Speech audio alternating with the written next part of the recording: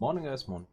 Today I wanted to showcase how I approach a ToTa tournament, and for that I will just play an entire tournament and explain everything I do in as much detail as I can get. So the first round already is selected. I just clicked out of it, start the video, because here we can see there's a Valaco and Remarco 750 favor reward for the round, and it also takes a life from ToTa.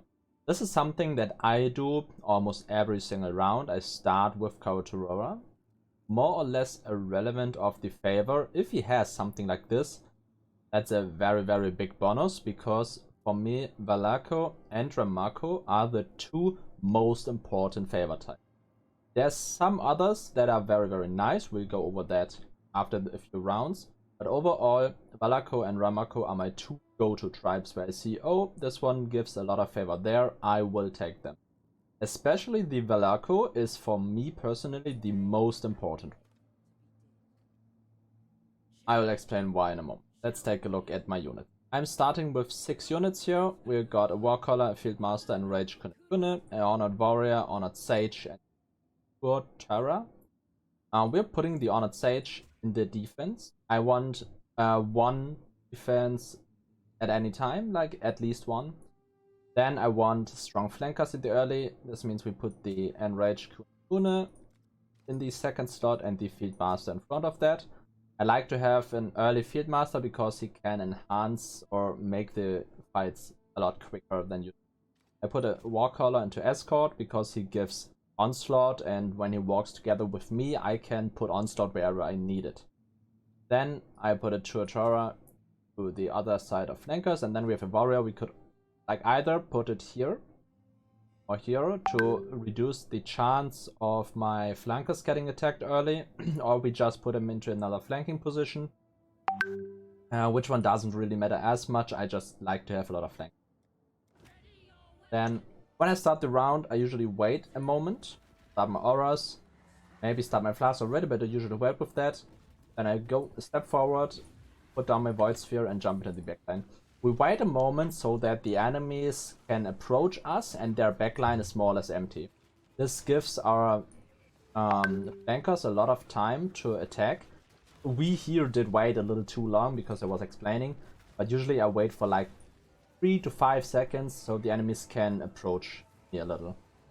And you see the enemies are very much undefended. Even the attackers are in our base, so they can't defend. This makes up for a very quick round. The rewards more or less are irrelevant for a long time. And the first time I do is I just jump in a valley and take whatever she has. Because we do this every single round except like later, where we don't really care about units anymore. But I start with that so that the unit just is. Then we check Ahuana if she has a Sunset Sage. If she does not, I could buy a Spear Dancer here. And actually I will do so, because if I only had like 700, then I wouldn't do, because I'd buy the Freezing Wave Idol. But here we can buy both. We take the Freezing Wave Idol, because I know I have a 750 in Valaco, and Kiloava sells the Thunderbird for 800. We sell this and take the Thunderbird. The Thunderbird for me personally is the most important flanker game. So here we have a nice reward, 3 Exalts. This is an auto pick. Like, even though the favor isn't perfect, it's okay, because with the Hinekar tribes for 550 we can buy the Hinekar's Horn, and with 5 on here we can nearly buy a Fieldmaster and maybe pick something up we sell for the. So the favor here is actually decent. Sadly we push out Recreator, which is sad because I currently still am farming her sword because I need more of her swords for double corrupting, so that's a little sad, but it's not too bad. We take the 3. Then we swap out the flanker and take a Spear Dancer either in defense or an escort. I like both, but for now I just want fast units and so that we can roll over there. I will also take swap out the warrior for the ToTa, because the ToTa is a little faster and can flank a little better. The warrior we will just put in the middle. Actually, we could put it down here just to distract, but it doesn't really matter. Just put it. We could also put it back in escort so that the enemies walk further in, or put it in front escort so that the enemies take on the warrior totem before they take on my own totem. Both of these, like all three of these options, are very possible, and it doesn't really matter too much. Like from the enemy standpoint, we don't really see any important units here. They have a consuming Kunekune. You could take down this one early if you're worried of dying, because if you die here and the consuming Kunekune is still alive, he can delay your spawn by quite a bit. We might want to take down the Kunekune totem first, but it doesn't matter too much. So again, we wait a moment, activate the aura, and take... Oh. I wasn't watching well. But yeah, you should take a look at where we're walking. We put down the Void Sphere and jump. There's quite a few spells that have a very high hit rate, like the Ravager Volcanoes, the Geysers of Rakieta, and some others that have a fairly high hit rate that we like have to be careful of, because even with a lot of block and dodge, fast hitting enemies will hit us eventually. What you could have seen here is that I did take down the main totem of the enemy first, or after I took down the Kunekune, because I've seen that the enemies don't have strong defenders. They had a Riptide, which is very good at blocking your path off when you're actually like trying to get to the Riptide totem, but it doesn't matter too much from a defending standpoint. Now we sell either the warrior or the sage. Here I know I have 2 sages in defense, 1 warrior in offense, and don't really care about the warrior, so we just pick. I always take a look at the rewards first if there's something important that I don't miss it, and then I take a look at the favor, and then I check who does have a lot of life left. For example, here we have some good or decent favor, but it's Ramako, and I want to keep Ramako alive because she has the projectile to do. So ultimately we don't want to fight her until the last 3. Then we could fight Kurotora. It's the 3rd round, so he can have a turtle, but the turtles aren't like as bad anymore. But here I just hope that he dies at some point and I don't have to fight him at all anymore. That's why we fight him early once. Just go for the 9 chaos here and some decent rewards. Drop in the Hinokaru's Horn in the backline. The Hinokaru's Horn has 2 abilities. It either plays to make teammates spawn faster, which is very good, especially when you are playing Thunderbirds, because Thunderbirds die fairly quick. They jump in, take some life off a totem, and then die. And the Hinokaru's Horn makes them spawn faster. The same works for you, so if something hits you, you run into a dot or something and you die, Hinokaru's Horn helps you recover quick. Then we put the Fieldmaster in front of the Thunderbird and take the Virturas into escort because we want to have faster escort. Another thing that's important in my opinion is the order of which I put the... Like I always put the Fieldmaster first and the birds after that, because the bird totem is a more important totem to me than the Fieldmaster. So I want the enemy flankers to attack the Fieldmaster first. Here I didn't really look at the enemies because I know there isn't ones that are too important for me. There was no turtle to my view, so we just take out 1 or 2 defenders here. Let's see what we can hit. And then we try to take down Marta's totem. Because due to the recent AI changes, enemies are very aggressive when too many of their totems are. If the enemies take down like 3 totems or 4 totems, if we take out 3 or 4 totems, then the chance that Marta is coming back and defending is very high. And if it's only her totem left, then it can be very annoying to take it down. Because she's just like, as she's doing now. Like she's coming back and defending, and now we just want to let our units spawn. See if we can finish off some totem.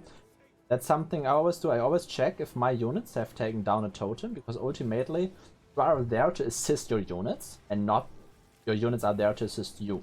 If you see, oh, my units did take down a huge portion of that totem, just jump in there and finish it off. Because your units are very, very good at taking life from a totem, but they don't necessarily finish off the totem if they're getting distracted. And the other units you have won't like act on that. So generally you want to check if there's total life. Here we have the consuming Kune at 650. I don't really want to go for the because it's not a very good. We could check for the killer Ravager is here in the shop. Then I want to save for 1k, because if we have a Ravager in the defense or as like overall the Ravager is a very good unit, but here I just buy the items here to sell them off for another burn. Then we can check if we have others. Not. We'll just jump in, see Kurator still is alive, Ramako lost alive, which is very sad. So we could go for the 6 chaos, but I will just go for the Nagamanu favor. We put the bird here, and then just put the others there. I don't really care about my setup all that much, aside from who's my flanker, which is very important, because those ultimately decide how fast you win, and that's the only thing you should care about when building your team. It's only about how fast are you going to, and the faster the better. So again, we go a step back, let the enemies walk a little, and now you see the enemy's backline is very much done. And yeah, I could probably have focused it earlier, because now we have the problem of Akoya defending and my team trying to fight off Akoya, which isn't really very helpful, because it just backs them for ages and nobody's helping me take down the totem. So it takes very, very long. And she might even kill me at some point, because she's just relentlessly hitting. I have a lot of evasion, but it always happens sometimes.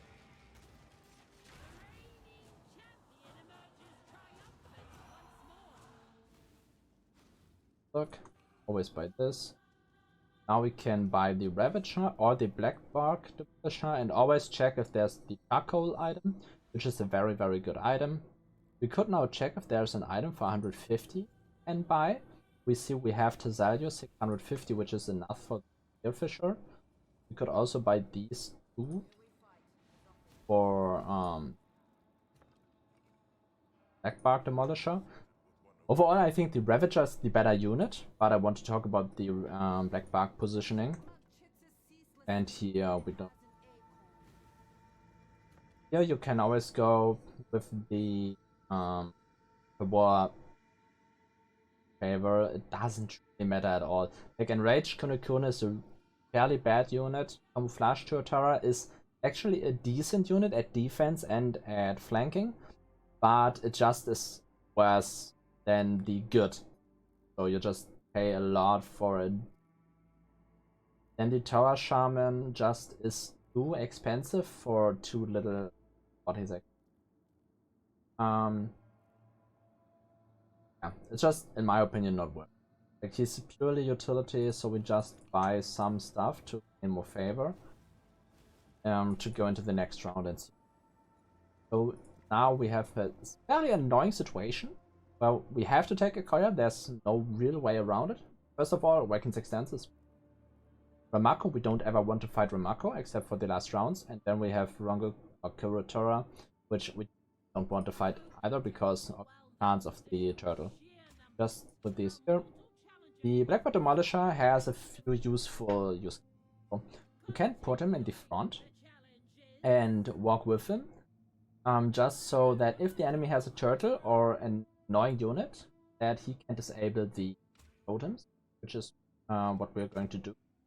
You can also put him into the defense, and he will over time put a lot of molten shells around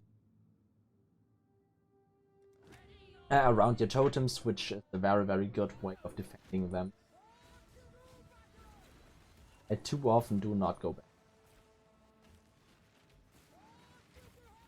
Yeah, I just want to go and then... Oh, this is very interesting. If you see a consuming Kunekune totem and you touch it and you realize, oh, it's healing back, you just really want to instantly get rid of the totem. You want to do something else. Because this Kunekune, whenever it's attacked, is healing your its totem. So it can take a very, very long time to take down the totem of the Kunekune. And you just don't want to like use that much time. Like if we channel here again and we see, okay, there's 3 people at the totem, then can try to burst it down, like as I just did. And again, we have the situation where Akoya is defending already, which is really annoying. Actually, dying here is not too bad, because sometimes when we die, she jumps into our base. Maybe that is happening here, but it doesn't.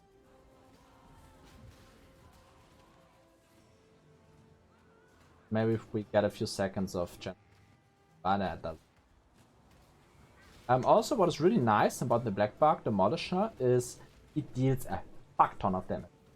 Like, literally a fuck ton. He just took down most of the life of Akoya there, which can be fairly important if like happen to fight a turtle, like we have in a second. Usually in these rounds I wouldn't check the vendors, because I have over 16 units, which is full on units, and it's just not worth just looking at units here. Want to check if there's some important to show. Goliath I pretty much ignore. Fieldmaster I only buy for the first few rounds. I don't really want them later on. Usually I would go for more Thunderbirds to take out the Fieldmasters and like put them into either defense or into side of. Then we didn't have a Sunset Sage, but if you see a Sunset Sage, you go for it. But you shouldn't like play your game around getting a Sunset Sage, because it's just not guaranteed. The Thunderbirds always are there, and that's why, in my opinion, they are better than the Sunset Sage. The Sunset Sage, from the unit standpoint, is the better unit. The Thunderbird is much more reliable because you can always get them. Okay, we are fighting Kurotora. Kali said they have a turtle.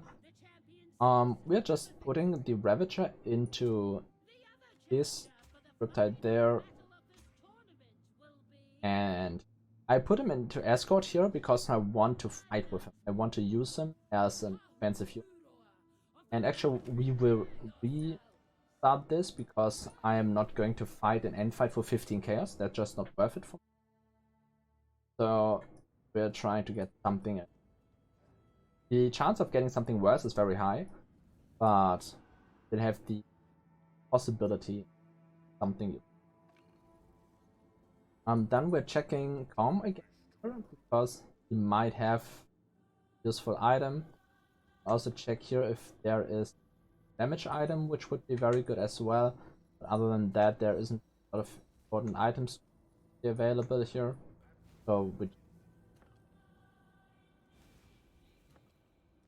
now we're getting a 20 wave of conviction, which is relevant. But he again has a Titanic Shell. This time we don't want to, because if we can hit the Titanic Shell before it's defending, then that's very, very valuable. Here it's defended by a totem, not by itself. Just have to wait for the, or not totem, but field item. As a field item that gives the spell debuff. We just put her back for a moment, just and channel and take her down. If she would have survived that, or if she would have channeled, I would have taken down all the other totems while trapping the team in a void sphere here. And when, like, and over time, always go here back, take a look at the Titanic Shell, and pull her a little further into my base. Because at some point she will be somewhere here, and then my defenders are going to start attacking her. Also, I had the Ravager and the Black Bark Demolisher as offensive units to take down her egg, who both deals like very reliable damage to the turtle and can take her down in a reasonable time. Again, I wasn't like paying attention. I should have taken out the Karatora totem earlier before he goes.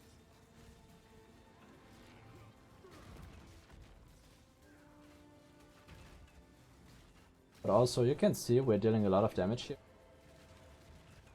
With some very strong combat units just can't take it down. But it still takes. Ultimately, you just want to totem about it. But if he is defending already, you want to do his totem last because the others just got faster. And then try to push him away, distract him.